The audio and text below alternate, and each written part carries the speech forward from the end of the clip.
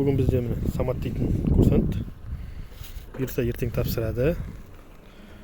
Бірінші попыткасынан құлап қалды. Дайындықсыз. Енді бұйырса ертең әбетте тапсырады. Соған дайындап жатырмын. Парковкалердің. Бұл Самат дейтін курсант басқа автошколда оқыған.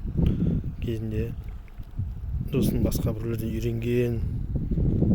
Ол мен никак қалаға мен тауып алды да тиктоктан көріп жазылды.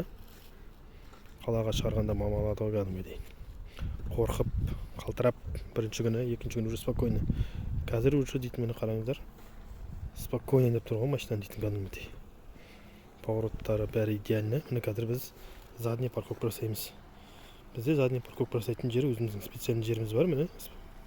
Осылай сызық қойғанбыз. Мына жерде полоса бәрі бар негізі. Енді қар болып жатыр. Мында конуспен жұмыс жасаймыз. Міне қараңыздар, задний парковканы көрсеттім. Енді өзі жасайды, қазір мына ішіне кіргізеді. Ертең автодромда дәл осындай парковка міне задний. Қараңыздар.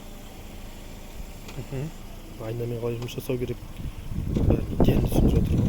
Жасап жатыр ғой кәдімгідей. Қараңыздар.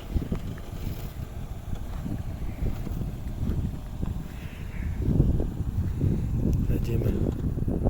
Міне парковкаға әдемі кіріп тұр. Автодромда дәл осындай парковка бар, білесіздер. Осылай